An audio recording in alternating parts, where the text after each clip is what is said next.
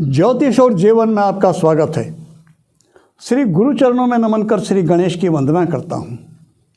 पिछले वीडियो में हमने भगवती दुर्गा की उपासना के संबंध में नवरात्रा में एक सप्त श्लोकी दुर्गा के विधान पर चर्चा की।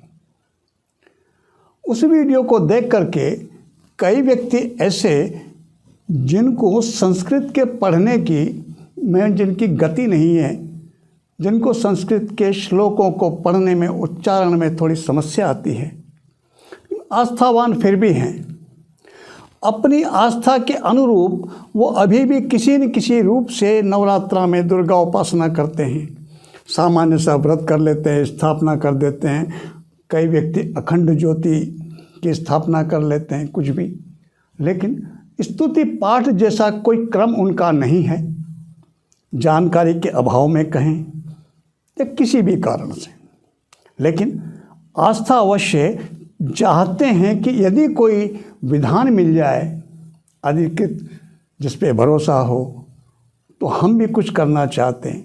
ऐसा जो हम कर सकें ऐसा मिल जाए तो हम भी कुछ करना चाहते हैं। वैसे भावनाओं का बहुत महत्व है। साधना के क्षेत्र में भावनाओं पर बहुत चर्चा की जाती है। भावनाएं प्रधान है, बिल्कुल सही है बात। लेकिन केवल भावनाओं से ही यदि काम चलता होता तो ये जितने भी स्तोत्र मंत्र आदि का निर्माण हुआ है ये होता ही नहीं। शब्द का अपना महत्व है। अक्षर को ब्रह्म कहा गया है। यो न क्षरति स अक्षर, जिसका क्षरण नहीं होता, जिसका क्षय नहीं होता, वो अक्षर। और अक्षरों से मिलकर शब्द बनता है, शब्द से मिलकर के विचार बनते हैं और विचार को ही मंत्र कहते हैं।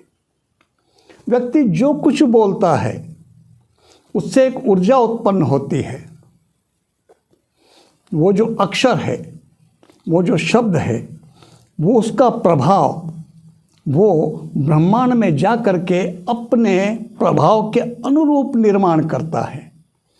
इसी को ध्यान में, इसी विज्ञान का उपयोग करके मंत्र विज्ञान की रचना की गई हमारे मनीषियों के द्वारा। लेकिन कई विधान इस तरह के हैं जो जन सामान्य के लिए थोड़े से दुष्कर होते हैं। तो इसका अर्थ ये नहीं है कि वो कुछ नहीं कर सकते। उनके लिए भी विधानों की रचनाएं हमारे मनीषियों ने की, जो सहज हैं, सरल हैं, जो कर सकते हैं। अब थोड़ा सा शब्दों की महत्ता को थोड़ा सा एक और गंभीरता से समझ लेते हैं। सामान्य रूप से सांसारिक क्षेत्र में भी, इस संसार में, इस जगत में भी किन्हीं दो व्यक्तियों में आपस में यदि अनुराग है, एक दूसरे से लगाव है, वर्षों से उनके संबंध मिलते हैं, प्रेमपूर्ण व्यवहार है, एक दूसरे का ध्यान रखते हैं, लेकिन किसी ने भी शब्दों से अपने भावों की अभिव्यक्ति नहीं की। एक दिन कोई व्यक्ति उनमें से कोई एक बोल देता है, शब्दों से 3 शब्द कह देता है, मैं तुमसे प्रेम करता हूँ। ये 3 शब्द वो वर्षों का जो प्रेमपूर्ण व्यवहार था उस पर भी भारी पड़ जाते हैं, क्योंकि शब्दों से बोला गया। ये शब्दों का प्रभाव है जो सांसारिक जगत में भी प्रत्यक्ष देखा जा सकता है। फिर उस जगत में, आध्यात्मिक जगत में, वहाँ इसका प्रभाव नहीं पड़ता है, ऐसा कैसे हो सकता है? इसीलिए इन स्तोत्रों का, मंत्रों का इनका निर्माण हुआ। उसमें अपने भावों को अभिव्यक्त करता है भक्त। अपने इष्ट के प्रति जो प्रेम है, उनके प्रति जो भावना है, उसमें अपनी कामनाओं को जोड़ करके अभिव्यक्त करता है। वही साधना है। तो ऐसे व्यक्ति जो दुर्गा साधना, मातेश्वरी की उपासना तो करना चाहते हैं, लेकिन जिनकी संस्कृत में पठन पाठन में गति नहीं है, जिनको श्लोकों के, संस्कृत के श्लोक उच्चारण में थोड़ी सी समस्या आती है, वो क्या करें? तो प्रारंभिक जो चरण है, कोई गुरु यदि उनके हैं तो उन्हें नमन करें सर्वप्रथम। और यदि किसी को गुरु नहीं बना रखा है, कोई ज़रूरत नहीं, चिंता की कोई बात नहीं। भगवान शिव को गुरु माने और गुरु रूप में ओम श्री गुरुवे नमः बोलकर भगवान शिव को गुरु रूप में नमन करें, गुरु के रूप में। दूसरे नंबर पर भगवान गणपति को नमन करें, उनका स्मरण कर, उनका ध्यान कर, उन्हें नमन करें। फिर भगवान बटुक भैरव देव से आज्ञा मांगे कि मैं मातेश्वरी की उपासना कर रहा हूँ या कर रही हूँ। वो मांग करके फिर जैसा कि विधान है, भगवान शिव पति हैं मातेश्वरी के, तो सबसे पहले उन्हें सम्मान देना आवश्यक है। इसलिए या तो नमः शिवाय मंत्र की एक माला कर लें या फिर शिव चालीसा का एक पाठ कर लें। जो भी आपको सहज लगता हो, जो भी आपको सरल लगता हो, वो कर लीजिए। ओम नहीं लगाना है, केवल नमः शिवाय या फिर शिव चालीसा का एक पाठ। ये करने के बाद फिर मातेश्वरी को नमन करके दुर्गा चालीसा का एक पाठ करें। नवरात्रा में इनके सुविधा के हिसाब से हम बढ़ा करके पाठ करें, 3 करें, 5 करें, 7 करें, 9 करें, 11 करें, अपनी सुविधा से, अपनी समय की सुविधा को देखते हुए नवरात्रा में। लेकिन जितने पाठ पहले दिन किए उतने ही 9 दिन तक बराबर करने चाहिए, कम नहीं होने चाहिए। आप किसी भी देवता की चालीसा का पाठ कर लीजिए, किसी भी देवता की चालीसा को उठा के देख लीजिए, उसमें केवल उनकी महिमा का गुणगान होता है। चालीसा में और कुछ नहीं होता, केवल महिमा का गुणगान। हमारा प्रारंभिक यदि स्तर है, वो व्यक्ति जिन्होंने आज तक कभी कुछ किया ही नहीं लेकिन करना चाहते हैं, उनके लिए भी ये उपयोगी है। शुरुआत करें दुर्गा चालीसा से, फिर उसकी कृपा होगी तो गति कहीं तक भी पहुंच सकती है। उपासना का मेरा इस मातेश्वरी का दुर्गा चालीसा से ही प्रारंभ हुआ और बाद में उनकी जो कृपा हुई, उस कृपा को मैं शब्दों में अभिव्यक्त नहीं कर सकता, लेकिन प्रारंभ तो दुर्गा चालीसा से ही किया था।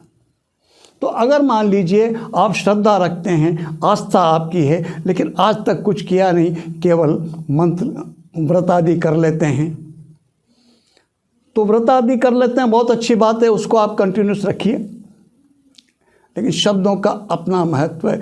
स्तुति का कोई उसको स्तुति किसी धर्म में अरदास, किसी में दुआ, किसी में प्रेयर प्रार्थना, लेकिन सभी धर्मों में उनके उस परमेश्वर की शब्दों में उनकी स्तुति का विधान अवश्य है। वो सिर्फ इसीलिए है, उसके पीछे कारण यही है कि शब्दों का अपना महत्व है। भावों की अभिव्यक्ति शब्दों में भी होनी ही चाहिए।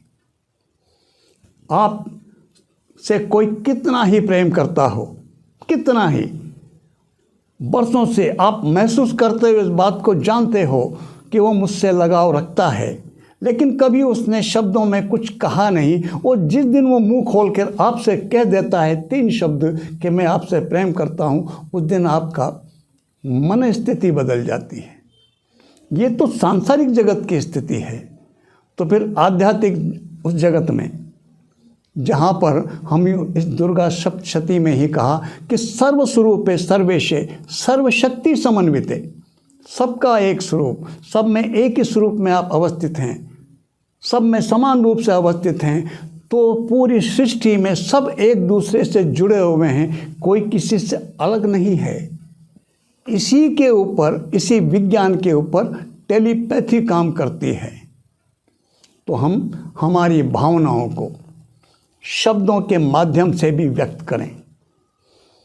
हमने गुरु स्मरण किया, गणपति स्मरण किया, भगवान शिव का स्मरण किया, और उसके बाद फिर अपनी सुविधा समय की देख करके उसी हिसाब से हमने 3, 5 पाठ, 7 पाठ या 11 पाठ जितने हमने किए, वो दुर्गा चालीसा के पाठ किए। और उसके बाद फिर या तो भैरव चालीसा का एक पाठ करें या फिर ओम श्री बटुक भैरवाय नमः इस मंत्र की ये छोटा सा मंत्र, वैसे मूल मंत्र तो इनका ओंग ह्रींग बटुकाय आपत्त उद्धारणाय कुरु कुरु बटुकाय ह्रींग वो है, लेकिन यहाँ उसके हम संक्षिप्त में कर रहे हैं। सुविधा हमारी जिस तरह से हम सप्तश्लोकी के स्थान पर हमने सुविधा के रूप में चालीसा का पाठ किया, तो बटुक के मंत्र को भी संक्षिप्त स्वरूप उनका नाम के आधार पर ओम श्री बटुक भैरवाय नमः, इस छोटे से मंत्र का एक माला जप करें। ये माला जप करने के बाद उन्हें श्रद्धा सहित समर्पित कर दें। ये विधान।